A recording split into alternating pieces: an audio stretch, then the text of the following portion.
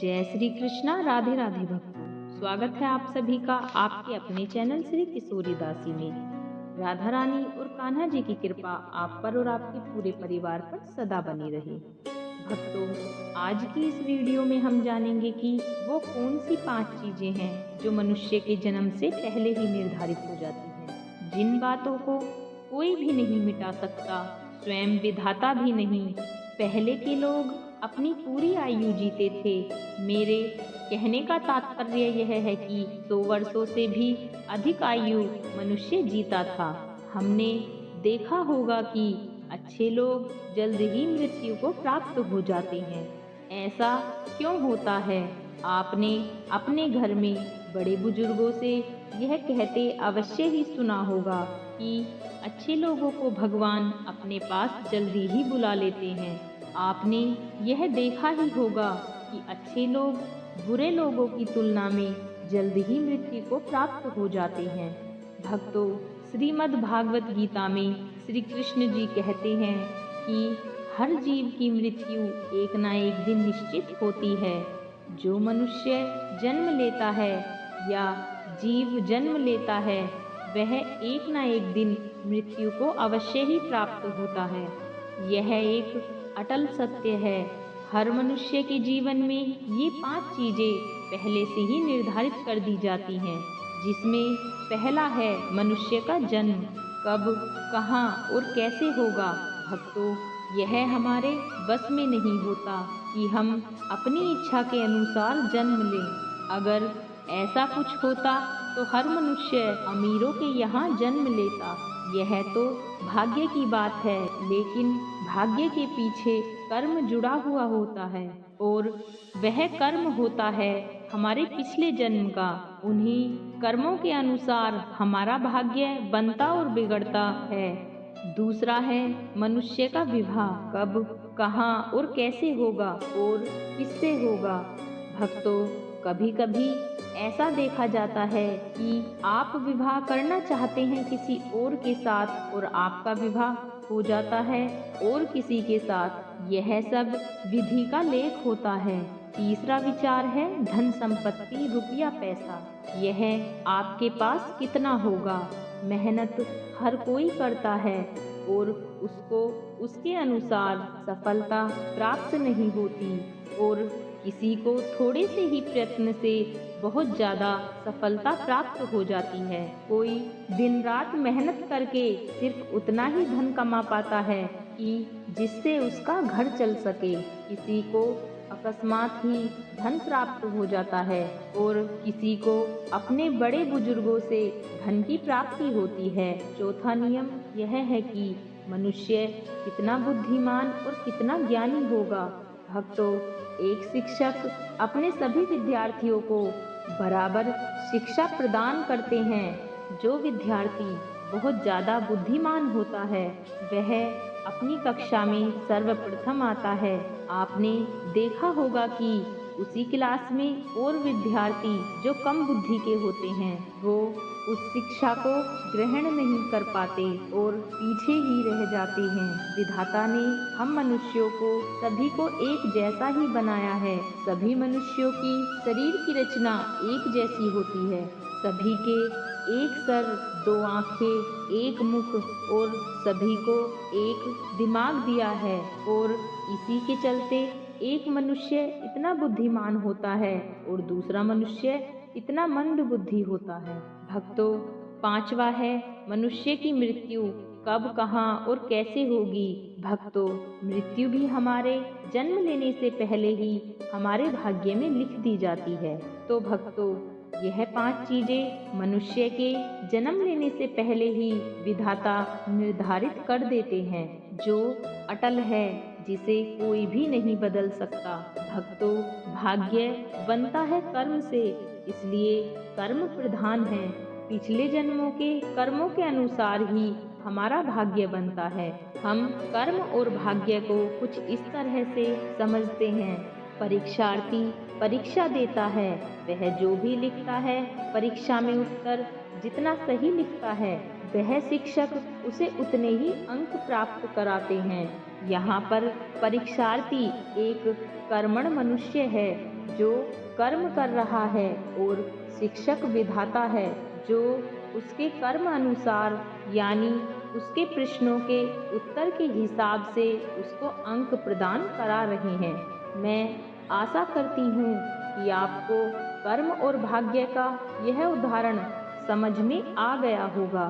कर्म से ही भाग्य की उत्पत्ति होती है। अनेक ग्रंथों में बताया गया है कि पिछले जन्म के कर्मों के अनुसार ही हमें इस जन्म में उनका फल प्राप्त होता है। कुछ कर्मों के फल हमें इसी जन्म में मिल जाया करते हैं।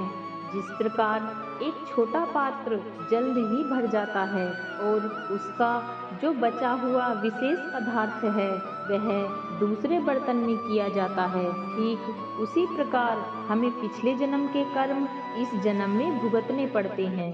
भक्तों, मनुष्य सिर्फ कर्म करने के लिए ही स्वतंत्र है और बाकी कर्मों का फल स्वयं विधाता उसको देते हैं।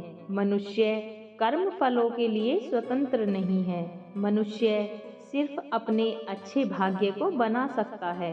अच्छे कर्म करके हम अपना अच्छा भाग्य उदय कर सकते हैं। इसीलिए सभी मनुष्यों को अच्छा कर्म ही करना चाहिए, जिससे हम सभी मनुष्यों का भाग्य अच्छा बन सके और हमारे इस मनुष्य जीवन में खुशियां ही खुशियां हों।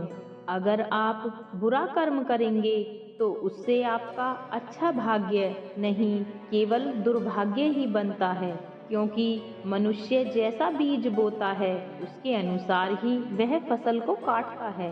कांटेदार पौधे को लगाने से वह वृक्ष तो बनेगा और बड़ा भी होगा, लेकिन वह हमें बड़ा होकर कांटे ही प्रदान करेगा।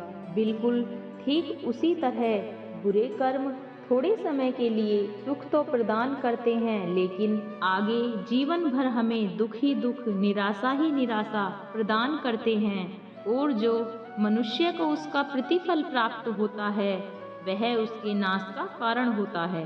भक्तों, ऐसा कहा जाता है कि जितनी चाबी भरी राम ने उतना चले खिलौना।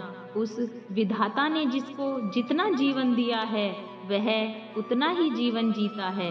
वह जितने दिनों के लिए आया है इस माया नगरी में वह उतने ही दिनों तक जीवित रहता है। भगवान की मर्जी के बिना एक पत्ता भी नहीं हिलता। राजा को रंक बनने में देर नहीं लगती और रंक को राजा बनने में समय नहीं लगता। तो इसीलिए विधाता पर भरोसा रखें और अच्छे कर्म करें। मनुष्य कब इस दुनिया को छोड़कर चला जाए यह तो कोई भी नहीं जानता।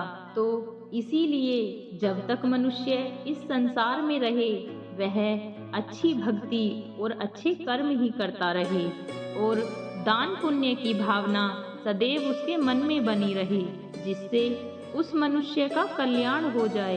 अब आगे इस वीडियो में हम जानेंगे कि अच्छे लोगों को भगवान जल्द ही क्यों बुला लेते हैं। अच्छे मनुष्य को भगवान किसी न किसी कार्य के लिए तैयार करके भेजते हैं और जब उसका उद्देश्य पूरा हो जाता है तो उस मनुष्य को भगवान जल्द ही अपने पास बुला लेते हैं, क्योंकि वह व्यक्ति भगवान के अधिक निकट होता है। आप ऐसा भी कह सकते हैं कि वह व्यक्ति भगवान का बहुत ज़्यादा प्रिय होता है। भगवान यह नहीं चाहते कि उनका प्रिय मनुष्य इस माया लोक में फंसा रहे। अगर किसी पिता की संतान अच्छी हो तो उस पिता का अपनी संतान के प्रति प्रेम बढ़ जाता है। मेरे कहने का अर्थ यह है कि अच्छे लोगों की मृत्यु उनके अच्छे होने पर ही निर्भर करती है। भक्तों, आपने ऐसा तो सुना ही होगा कि अच्छा व्यक्ति था, उसको ना तो कोई बीमारी हुई और ना ही उसको कुछ हुआ और वह जल्द ही मृत्यु को प्राप्त हो गया और वह बिना किसी पीड़ा के मृत्यु को प्राप्त हो जाता है। तो लोग उस व्यक्ति के बारे में ऐसी बातें करते हैं कि कितना भला व्यक्ति था जो बिना किसी दर्द और पीड़ा के मृत्यु को प्राप्त हो गया। भक्तों, पुराणों में बताया गया है कि जब हमारी मृत्यु होती है तो हमें 100 बिच्छू एक साथ डंक मारे उससे भी अधिक दर्द होता है। भक्तों, यह पृथ्वी लोक कर्म भूमि है। प्राणी के कर्मों के अनुसार उस मनुष्य को आगे की यात्रा करनी होती है। जब हम जन्म लेकर यहाँ पर आते हैं तो हमें इस लोक की माया घेर लेती है और हमें यह मृत्यु लोक अच्छा लगने लगता है। हमें इस मृत्यु लोक से और इसमें रहने वाले लोगों से बहुत ही ज़्यादा लगाव हो जाता है। जब कोई हमारा अपना इस दुनिया से छोड़कर हमें चला जाता है तो हमें बहुत ज़्यादा दुख होता है। गरुड़ पुराण में बताया गया है, जिस मनुष्य की मृत्यु हो जाती है तो उसकी आत्मा इस भूमि को छोड़कर यमदूतों के साथ यात्रा करती है, लेकिन जो पुण्य आत्मा होती हैं उनको लेने के लिए देवदूत आते हैं। यदि कोई पापी व्यक्ति है जिसने बहुत ज़्यादा लोगों को सताया है और हिंसा की है तो अगले जन्म में उसे बहुत ज़्यादा आयु दे दी जाती है ताकि वह अपने पाप कर्म फलों को बहुत ज़्यादा समय तक भोग सके। भक्तों, यदि आपको हमारी वीडियो अच्छी लगी हो तो हमारी वीडियो को लाइक करें, कमेंट्स करें और यदि चैनल पर नए हो तो चैनल को सब्सक्राइब करें और बेल आइकन दबाना ना भूलें, जिससे हमारी वीडियो के नोटिफिकेशन आप तक पहुंचते रहें। राधे राधे।